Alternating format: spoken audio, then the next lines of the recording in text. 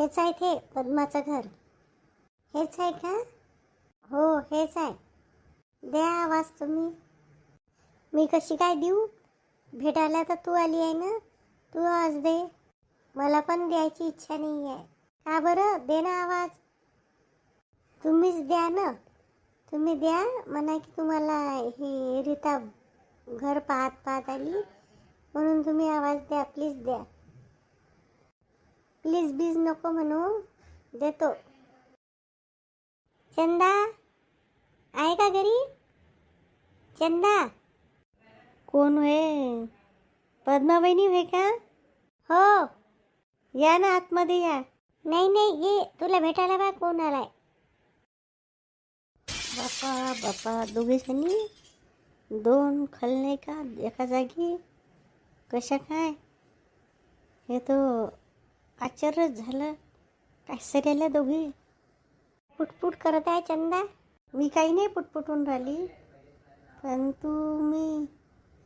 तुम्ही दोघी इथे कशा काय? मी काही हिला ओळखत नव्हते. हे मला चौकात भेटली तर हे मला तुझ्या घराचा पत्ता विचारला म्हणून मी म्हटलं मी तिकडेच चालली आहे तर दाखवून देतो घर. हो का? पण यायले मग घरी यायचं कोणतं काम पडलं? कोणतं काम पडलं तर तू विचार, मी काय सांगू? तुम्ही काय सांगणार आहे? यायलेच विचारून राहिली मी रीता वहिनीले, कोणतं काम पडलं माझ्या घरी यायचं? मला मामांजीने सांगितले का तुम्हाला माफी मागायची, म्हणून मी माफी मागायला आली आहे.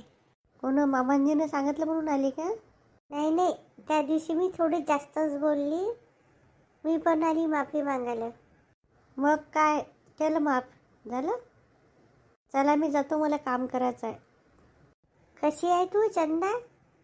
एवढी मोठी पाटलाची सून म्हणाले आहे आणि तू माफी मागते तर तू घरी चालली म्हणतं. काय चुकलं? मी म्हणलं ना केलं माफ, काम खतम. नाही नाही, तुम्ही उद्यापासून कामाला जा. नाही नाही, मी नाही येत. त्या दिवशीच सांगितलं मी नाही येणार म्हणून. आता माझ्याकडून काहीच चूक होणार नाही. तुम्ही नक्की या, तुम्हाला मी माफीच मागायला आली आहे. तुम्ही जोपर्यंत माफ नाही कराल तोपर्यंत मी इथून जाणार नाही. तुला तर माफ केलं ना, मी माफ केलं म्हटलं ना. झालं आता, कामाला येणार नाही ना, माझी मर्जी. नाही नाही, मला मामाजीनं सांगितलं का माफी माग आणि चंदाले बोला. तुम्ही असं करू नका, कृपा करून प्लीज या. कृपा करून ना प्लीज नको लावू. माझी मर्जीची मी मालकीण आहे ना, येईन नाही येईन. तुम्ही जर आल्या नाही तर बाबा मला कधीच माफ करणार नाही. लागलंच तर मी तुम्हाला पाया पडून माफी मागतो. करून दे रे चंदा, एवढं गाय गाय करते तर माफ करून दे. तुम्हाला काय तिने वकील म्हणून आणलं का पद्मा वहिनी? मी कायले आणलं? सांगितलं ना रस्त्यात भेटली होती म्हणून मी आणून दिलं इथंपर्यंत. कुठं फिरेन म्हणून एकटी? हो येईन मी, उद्या करीन विचार, आज करतो नीन सांगीन तसं. हे नक्की सांगा यान म्हणून, तेव्हाच मी जातो. हो हो येईन. माझ्या बी काही अटी शर्ती राहीन पण मी येईन तर.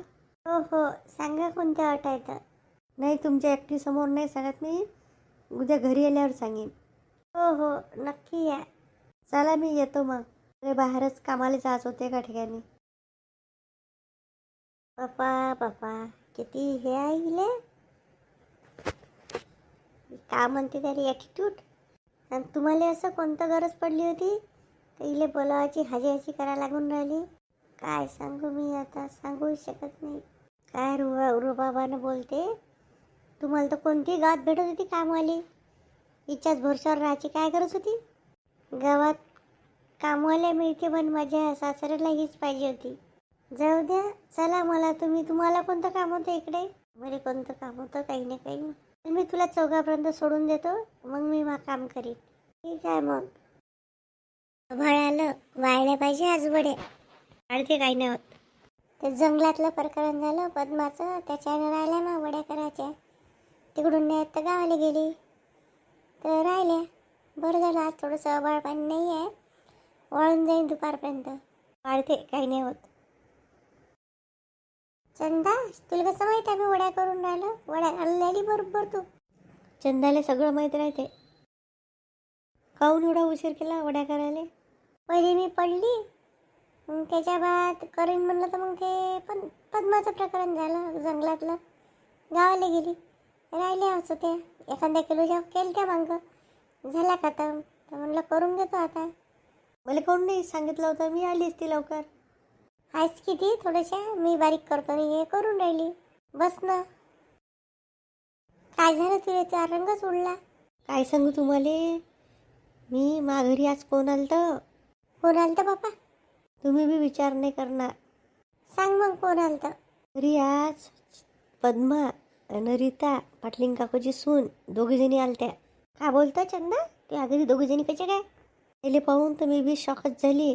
पद्माने आवाज दिला चंदा का घरी. मी निघली बाहेर तर अरे बापा, दोघीले पाहून तर शॉकच बसला. त्याच्यासाठी आलत्या. कालच म्हणे ठीक आहे मी तिला ओळखत नाही, आणि आज दोघीजणी तुझ्या घरी कशा काय.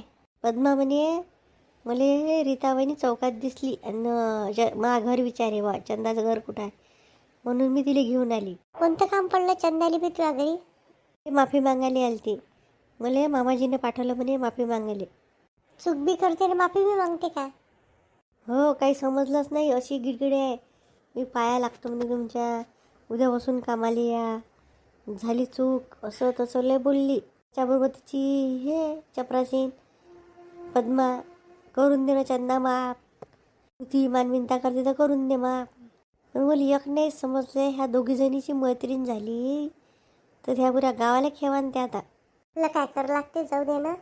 जाऊ देण्याचा विषय नाही आहे शांता काकू, ह्या कमी नाही आहे दोघी. एक तर होती त्याच्यात दुसरी. रीताचं काही पाटलिंग काकू एवढं चालू देत नाही. सून आहे ते एवढी काही हे नाही आहे. हिच्यासोबत लागल पद्माबरोबर. तुम्हाला नाही माहीत पद्मा कशी आहे तर बदलते का ते. तू गेली बी ये बी नाही म्हणलं, काहीच नाही म्हणलं. बोलली चालली म्हणलं मला काम आहे, इकडे येऊन गेली. तुम्हाला विचारायला आली का जाईन का नाही जाईन मी उद्यापासून कामाले.